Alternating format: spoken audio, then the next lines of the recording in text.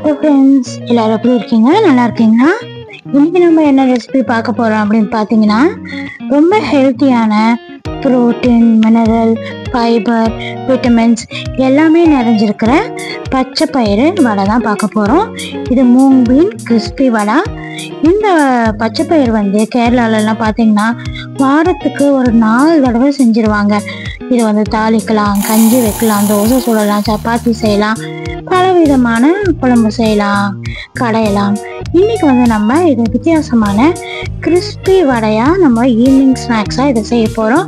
குழந்தைங்க ஸ்கூல் விட்டு வரும்போதோ இல்லை பெரியவங்க இங்கே ஈவினிங் வரும்போதோ டக்குன்னு இதை செஞ்சிடலாம். அதிகமாக ஒன்றும் பெரிய இன்க்ரீடியன்ட் எல்லாம் கிடையாது.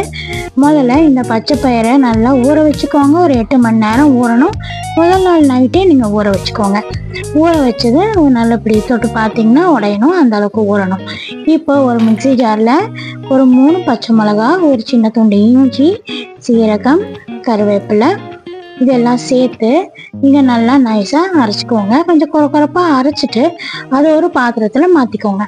அதுக்கப்புறமா இந்த ஊற வச்சிருக்கிற பச்சை பயிரை அது கூடவே நல்லா அரைச்சிக்கோங்க. தண்ணியே சேர்க்க வேண்டாம், அதுவே தண்ணி விடும். அதில் இருக்க தண்ணி ஊற்றி நல்லா கெட்டியாக அரைச்சிக்கோங்க.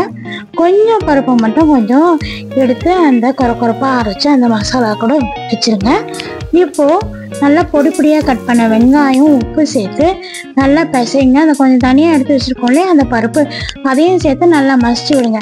அப்போ தான் வடை சாப்பிடும்போது நடுநடுவில் அந்த முழு பருப்பு அங்கங்கே உடஞ்சி நல்லா கருப்பு முறுக்குன்னு வாயில் சாப்பிட்றதுக்கு ரொம்ப நல்லாயிருக்கும். இப்போ வடை மாதிரி தட்டி போட்டுற வேண்டியதான். ரொம்ப மெலிசாவும் இல்லாமல் ரொம்ப கட்டிமாவும் இல்லாமல் மீடியமாக இந்த மாதிரி தட்டி போடுங்க. நான் ஒவ்வொரு வடை போடும்போதும் பாக்கி இருக்கிற வடை எல்லாமே அதுவே மூவ் ஆகி எனக்கு அடுத்த வடை போடுறதுக்கு வழி விட்டுருக்கு. இப்போ பாருங்கள், நல்லா முறுன்னு கிறிஸ்பியாக இருக்கும். சத்தத்தை பாருங்கள், உங்களுக்கே தெரியும். சாப்பிடவும் ரொம்ப அருமையாக இருக்கும். டேஸ்ட்டு பிரமாதமாக இருக்கும். நான் இதில் 3 பச்சை மிளகா குழந்தெல்லாம் சாப்பிட்றதுக்காக காரம் கம்மியாக சேர்த்துருக்கேன். நீங்கள் 5 பச்சை மிளகா கூட சேர்க்கலாம். கொஞ்சம் ஜீரகமும் போட்டு அரைக்கணும், நான் சொல்ல மறந்துட்டேன். எல்லாமே குறப்பாக மிக்சியில் அரைச்சிக்கோங்க. நான் டிஸ்கிரிப்ஷன்லேயும் டீட்டெயில்ஸ் கொடுக்குறேன். அவ்வளோதாங்க, நல்ல அருமையான ஹெல்த்தியான protein rich evening snacks ready. உங்களுக்கு என்னோட ரெசிபிஸ் எல்லாம் பிடிச்சிருந்தா மறக்காமல் லைக் பண்ணுங்கள்.